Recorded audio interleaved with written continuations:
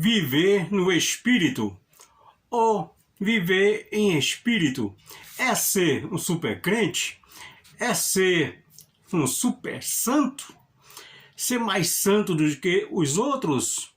É andar plenamente numa vida santificada?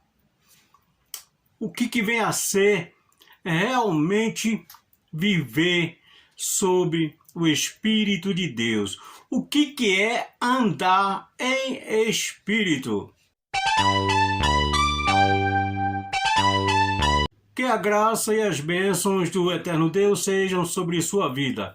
Desde já agradeço de coração a você que está sempre nos acompanhando através deste canal, compartilhando, deixando o seu like.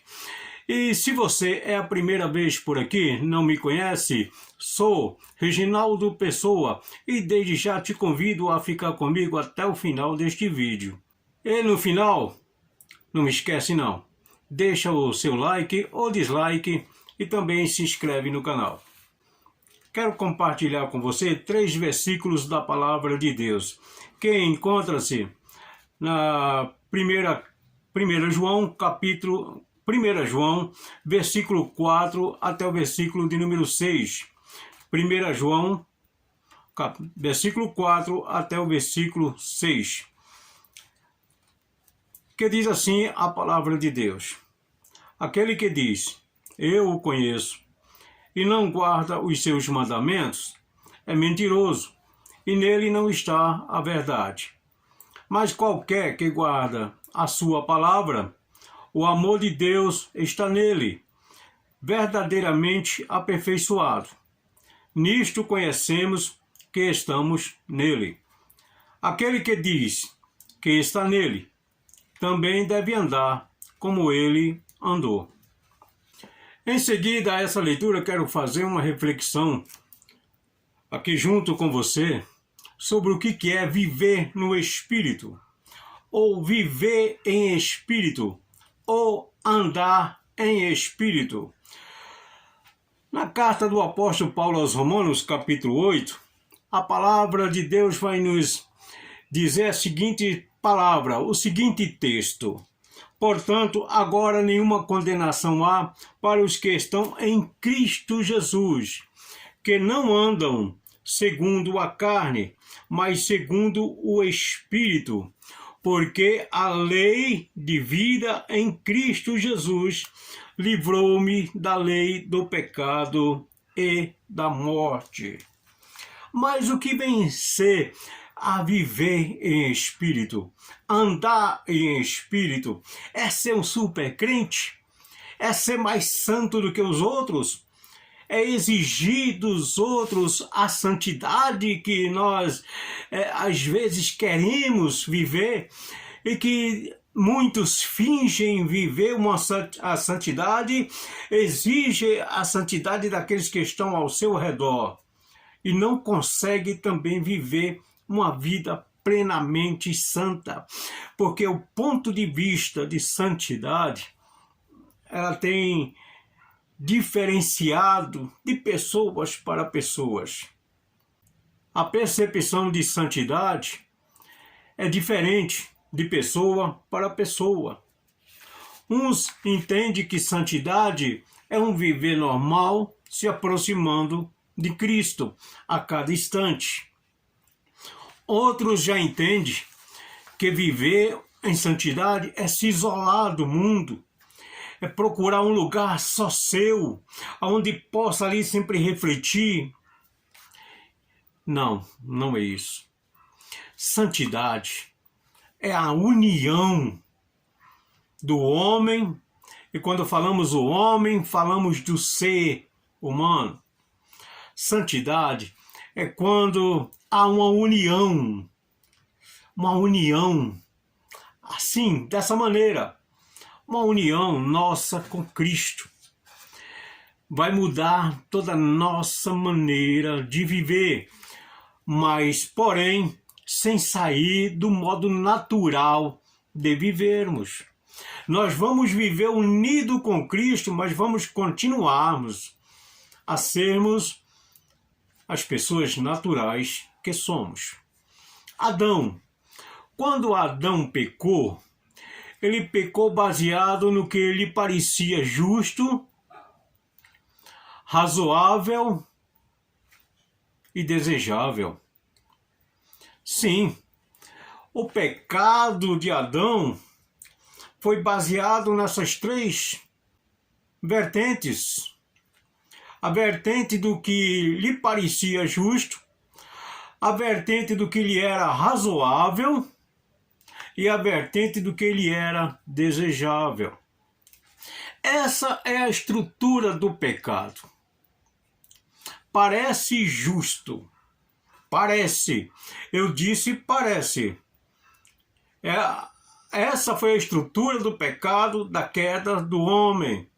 O homem caiu porque algo lhe pareceu justo. Ele foi seduzido. A germinação do pecado levou ele a ter uma aparência daquela falta, daquela falha que ele iria cometer como justa. Não é justo que eu seja diferente de Deus, mas é justo que eu seja igual a Deus. Essa foi a base do pecado. E para ele pareceu razoável ser igual a Deus. E também desejável ser igual a Deus. Essa é a estrutura de todo pecado, de toda falha, de todo ser que erra o alvo. É porque lhe parece justo, lhe parece razoável e também desejável. Adão, ele continuou com toda a sua estrutura, a sua matéria continuou natural. Ele continuou com seu intelecto, ele continuou com a sua sabedoria, ele continuou com a sua cultura. Mas a cultura, o intelecto humano, não é atributo para que esta pessoa com um mais alto grau de intelecto,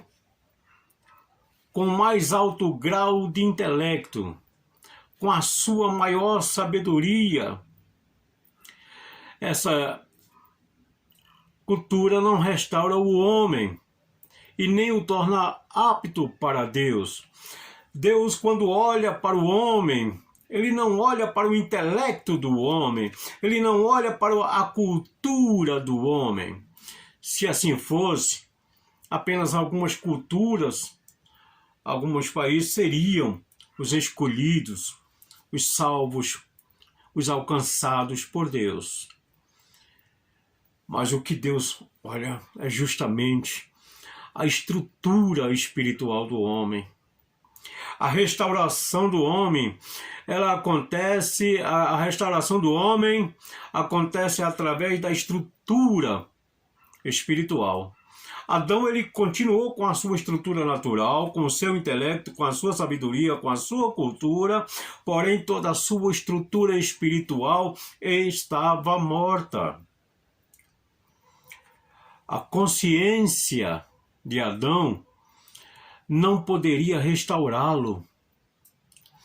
Porém, a consciência de Adão manteve Deus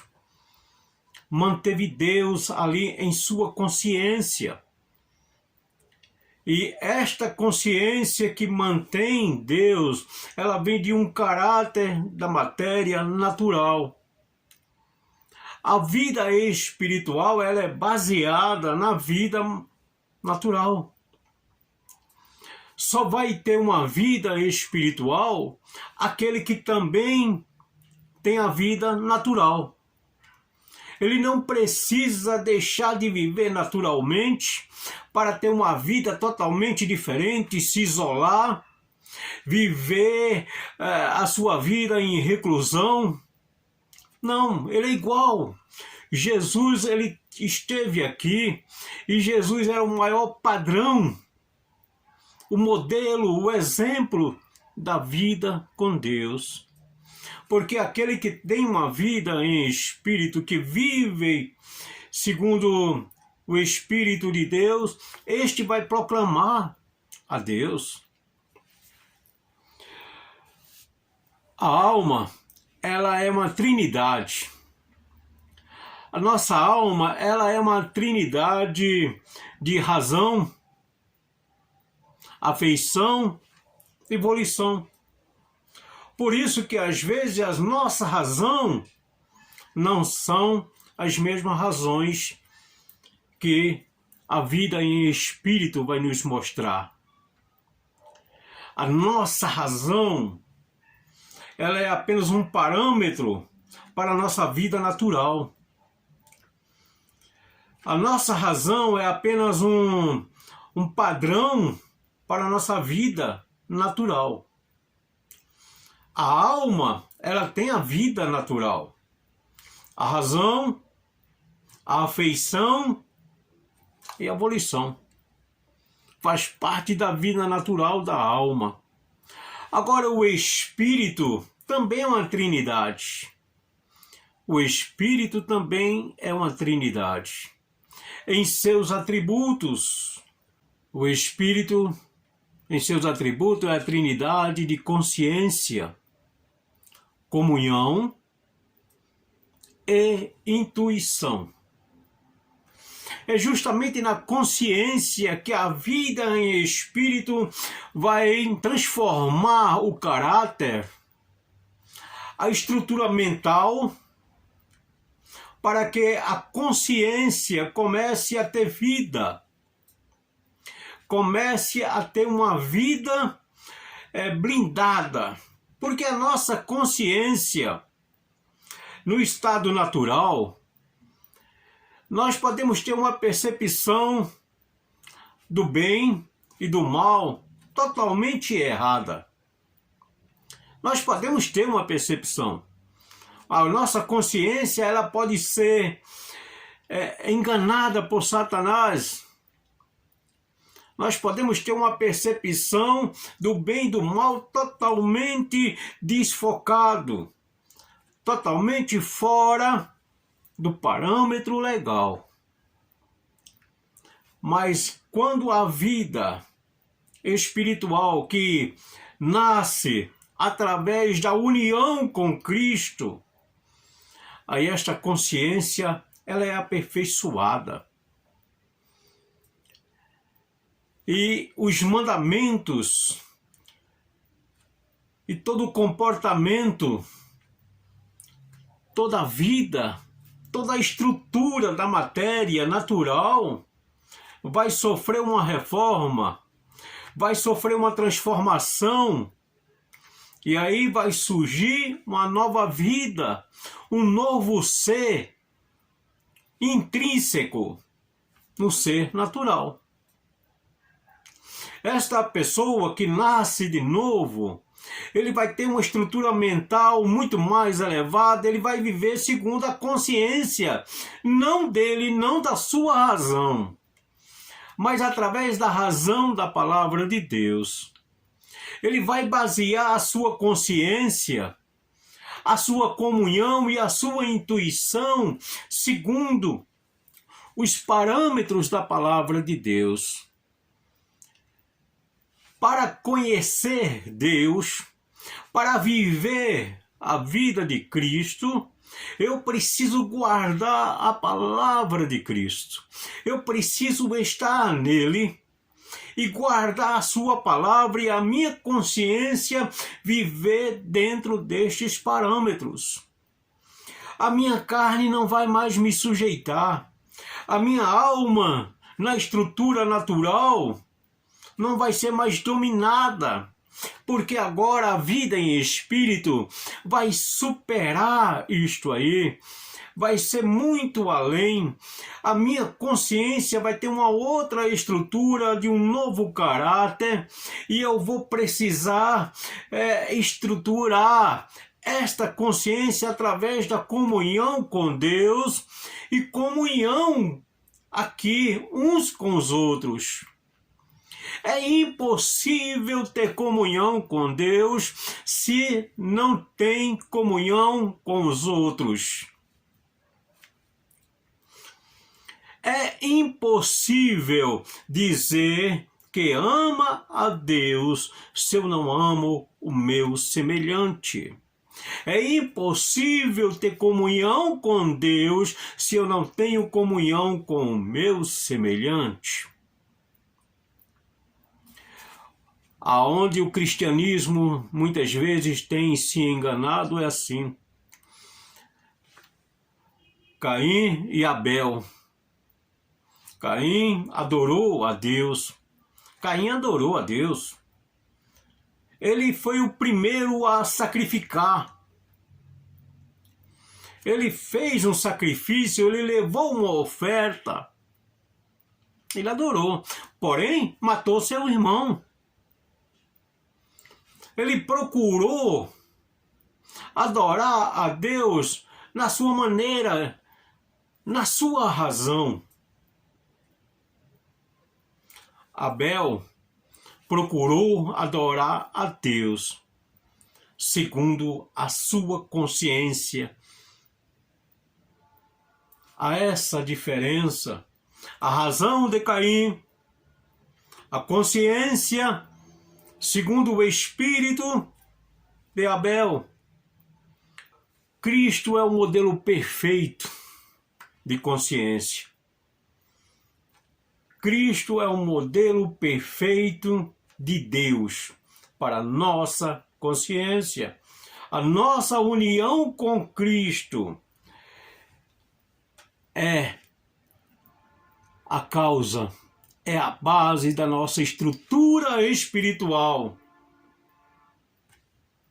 Toda estrutura espiritual está baseada nisso, na nossa união com Cristo.